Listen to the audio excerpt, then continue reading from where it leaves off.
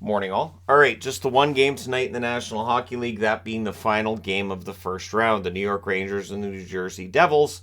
The Devils looking to assert themselves on home ice, and they have to keep in mind that yesterday we had two game sevens and the road team won both. So the Rangers will be looking to keep that together. It looks like game sevens have broken my bracket, so if you're looking at the bracket breaker, then you take the Devils tonight.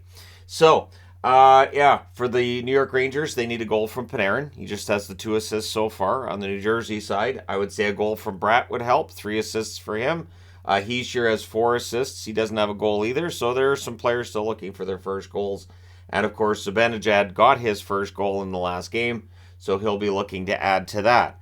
The goaltending issue is going to be a very interesting one in that you've got Shesterkin at one end, 939 save percentage, seems to be picking up confidence as the series goes along. And then you got Schmid, who took a hit in the last game. His save percentage overall is a 937. Vanacek 827. There was some debate about whether or not Lindy Ruff would go with Vanacek tonight.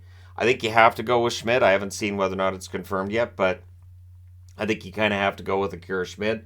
Now, what that means to the future for, say, Mackenzie Blackwood in the offseason, it'll be interesting to see because you don't carry three goaltenders during the season.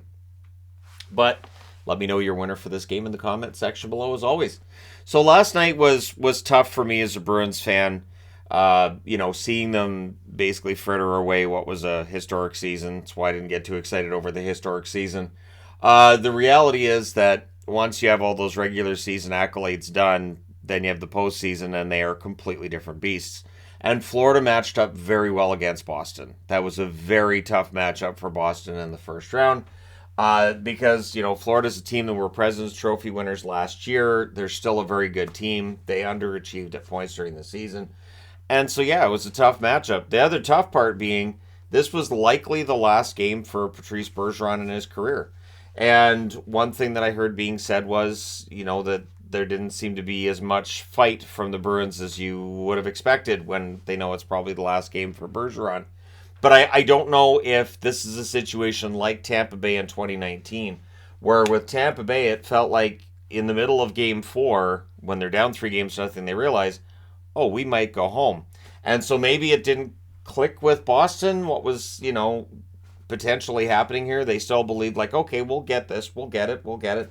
And then they didn't. So it may have been the last game for Bergeron and for Krejci. We will see big changes in Boston if that's the case. It may mean, a retool. I wouldn't think a rebuild necessarily. There are still some good young players there, but probably a retool.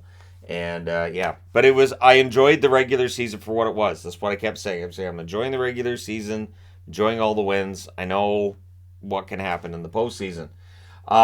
So Seattle has shown what can happen in the postseason as well, eliminating the defending Stanley Cup champions in their first ever series as an expansion team, which is a first in the NHL. And scoring first in all 7 games. We'll see if they keep that going against Dallas. They might.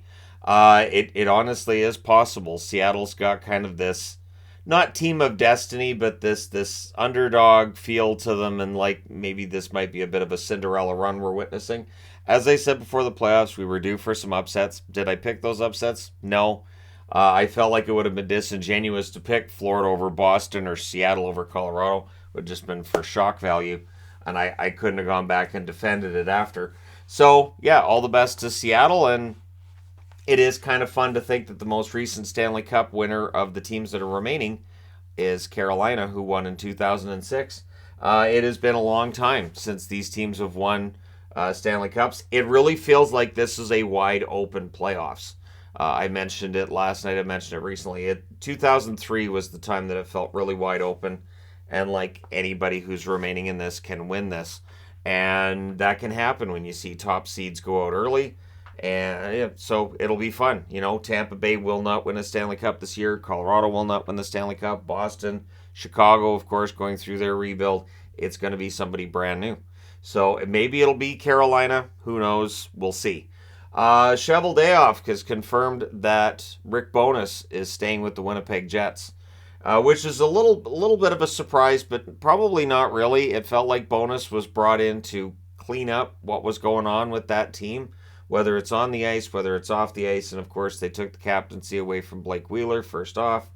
And this season was a bit of an up and down adventure. And of course, the postseason ends up being a disappointment for the Jets and their fans. But Bowness sticking around tells me there will be some big changes with Winnipeg, just not behind the bench. So maybe an assistant coach changes, maybe there's some strategy changes, but yeah, the big changes are going to be on the ice. And then the big news, just breaking, as I was setting up this board, is that Daryl Sutter is out in Calgary. So this is, I mean, it's a surprise it's happening now. I'm honestly kind of surprised it didn't happen right after the regular season ended.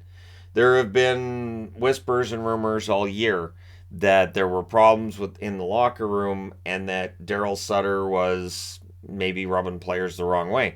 And this happens. We remember when he was in LA and they had, players only meetings when he was in LA and he wasn't allowed kind of thing. And towards the end of his time in Los Angeles, things got kind of heated.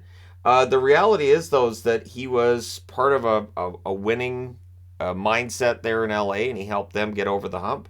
And I think the feeling was him being back in Calgary, maybe it would happen again. After the way last season went, I mean, obviously the playoffs didn't go the way Calgary had hoped, but still it was an encouraging season for Sutter, and now he's out of a job. And so, we'll see if Daryl Sutter ends up landing somewhere else. I would think if he wants to keep coaching, it's possible. But that being said, now the Calgary Flames, an organization that was already dealing with looking for a new general manager. Now they're going to look for a new coach. And apparently, key players in their exit interviews said that the situation that was unfolding in Calgary was untenable. Basically, players were saying, yeah, if we're... And this was a rumor all year. Most of the year, anyways, was that there were certain players who'd made it clear if that coach comes back, we don't want to be here. And that puts the team in a really uncomfortable position. So it's a way for Calgary to completely revamp the head office, both GM and coach. Come up with some kind of a plan here because they've got some good players. They've got some iffy contracts. Good players on iffy contracts, to be honest. And so they're going to have to navigate this and figure out a way to have that comeback as soon as next year. There's no reason that Calgary, who is barely out of the playoffs this year anyways, there's no reason Calgary can't be in the playoffs next year. But we'll see. I think for the Flames, I mean, the Wranglers right now, they've been the best team in the AHL. They had a comeback victory over Abbotsford in Game 2 to win that one in overtime. Maybe you look within that coaching staff for who the next guy is going to be. I do think that it is wise to look within your organization and to promote guys from within the organization. But let me know your thoughts. Who do you think takes over as the coach in Calgary? And how do you feel about Bowness sticking around with the Winnipeg Jets? Was that the right call by the Jets? Who goes? Why is it Wheeler? Who else goes with Wheeler? Why is it Scheifele? Let me know your thoughts in the comment section below as always. Don't forget to hit like and subscribe if you're browsing your way through. You just happened upon this video. Thank you guys so much for watching, for all your support, and best of luck to the Rangers and the Devils. Looking forward to watching that game tonight. Should be a lot of fun. Remember, 8 Eastern, 5 Pacific, not the usual 7 Eastern, 4 Pacific for an East Coast game. Thank you guys again for all your support. I will talk to you guys soon enough.